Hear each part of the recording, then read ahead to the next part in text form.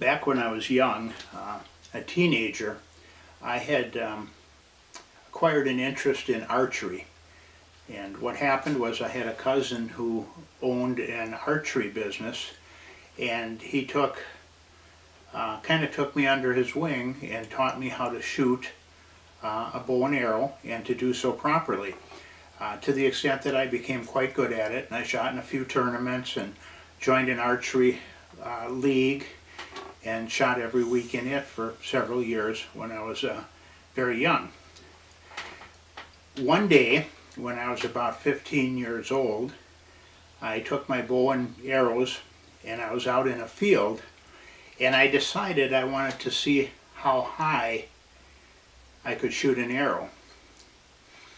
So I launched an arrow straight up in the air without thinking that what goes up, sooner or later it has to come down. And what goes straight up will tend to come straight down unless something intervenes. So I shot this arrow and watched it really elevate, and I was real impressed until I realized that thing's going to come right down on top of me, maybe, and I don't know exactly where it's going to hit. My first instinct was to run, but I didn't know which way to run or think I could run fast enough. What I ended up doing was freezing. I made myself as skinny as I could, put my hands on top of my head and just hunched over waiting for that arrow to hit, which it did, and it landed a few feet away from me, and I clearly wasn't injured. I bring this up and I tell this story because there are certain fixed principles in nature that if we observe properly and adhere to, we can keep ourselves out of a lot of trouble. The world follows what is known as natural law. Science is mankind's effort to understand natural law and the fixed principles under which natural law operates, whether it be the principles of gravity and shooting an arrow up in the air, or other principles. For example, water, if you get it cold enough, will freeze and turn solid. If you heat it enough, it will boil and vaporize. And in between those extremes, it remains a liquid. These are fixed principles. And we can't really change them. Science is not fixed. Science keeps shifting. What science is mankind's effort to understand the principles of natural law and how things operate. And if you go back and review scientific theories over generations or a couple hundred years, you'll find out that our thinking continues to shift. I bring this up because evolution has been pretty well discredited. Not pretty well, it's been completely discredited. It's not even junk science. The idea that the world and the universe made itself out of nothing and organized itself into everything we see around us is really nonsense. And what finally I think drove the nail into the coffin of the theory of evolution is understanding that we now have of unraveling the genetic code and recognizing that we're all products of design, and we have information coded within our DNA which tells us how we develop and how we reproduce and how we organize ourselves as human beings or various species. And what we found out is we as human beings have our own genetic code. A monkey or an ape has their genetic code, and those two codes don't talk to each other. They're independent. And so there is no such thing as a missing link. And I bring this up because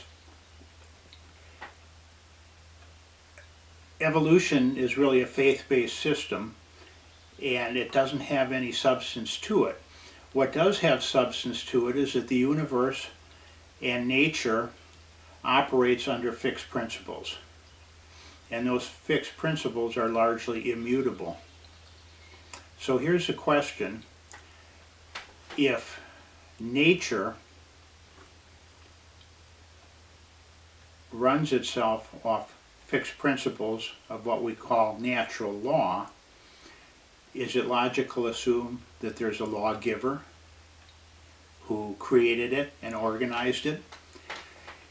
And what that leads to, inevitably, if you concede the idea that there's intelligent design behind all this, that established those principles and those rules of operation for natural law, and what we're trying to come to understand through scientific theory and methods and so forth, if you come to the conclusion that there is an intelligent design behind this for natural law, is it not possible that there's also fixed principles of moral law, meaning fixed principles of right and wrong? This is an important discussion because it's one we're ignoring in our current culture. We are told and indoctrinated to believe that everybody has their own truth. That has gone to the extreme not only of perverting moral design and moral laws, which we've adhered to since the beginning of recorded history, and probably before that. We're now marrying man to man, woman to woman, and it's gone to the point where men can now declare themselves to be a woman and go hang their junk in front of our women and children in a ladies' bathroom. There's a reason this is important, because if we break fixed principles in the natural realm, there's generally consequences to that. I want to make the case that that's also true in the moral realm of right and wrong. The Bible records in Judges, I think chapters 17 and possibly 21 or 24, it tells us that during a certain era in the history of Israel, everybody did what was right in their own mind. And the consequences of that is civilization unravels. When there's no consensus of agreed upon principles of right and wrong, you end up with anarchy, and the end result of that is somebody's going to step in and establish order out of the chaos, and it's going to be in an order that's enforced on people. The Bible tells us that God not only created the universe in all matter and organized it, but he set up the rules of operation that stand above science and that establish those fixed principles of how things work. The Bible also tells us, and this is of equal if not more important than the natural rules that run our universe, he also established moral law. He decides what is right and wrong, and he revealed that to us in the Bible. So, why is it then that we think we have the right to go ahead and change fixed moral principles? He gave us the Ten Commandments. He gave us the Old Testament to lay out what right conduct is supposed to look like and what wrong conduct is supposed to look like and the consequences of it. Jesus tells us furthermore in the Sermon on the Mount in Matthew 5, he said, "Don't think I came to do away with the law and the prophets." The law and the prophets were really the code word for that moral code which God established of right and wrong. Jesus said, "Don't think I came to do away with that. Nobody's to change even one punctuation mark of what God lays out in terms of right and wrong until everything is fulfilled, until God returns to earth and establishes a kingdom." And yet we feel free to determine what's right and what's wrong. I would suggest for anybody looking at this video and wondering if what I'm talking about makes sense, look at the world we now live in. Men declaring themselves to be women and competing in women's sports and winning. Men marrying men, women marrying women. we're killing full-term babies in the mother's womb, and we have a political leadership that think that that's not only okay, but it's to be celebrated. If you've ever seen a newborn baby, there is no difference between that newborn and what it was 10 minutes earlier when it was coming through the birth canal, but yet we think it's just absolutely fine to butcher them and sell the body parts.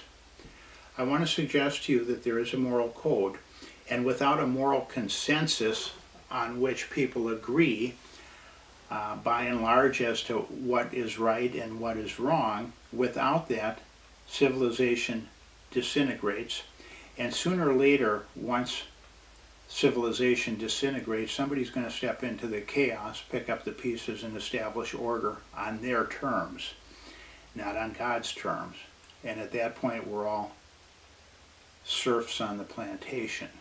So I would encourage you to reject what you're being fed, of this being my truth, you having your own truth. What's right for me may be wrong for you. These concepts are nonsense. If you don't want to embrace a biblical concept of right and wrong, you're free to do that and also suffer the consequences. But please don't try and excuse that behavior and expect the world to change its moral consensus, because if we do that, we're going to destroy ourselves. Thank you for watching.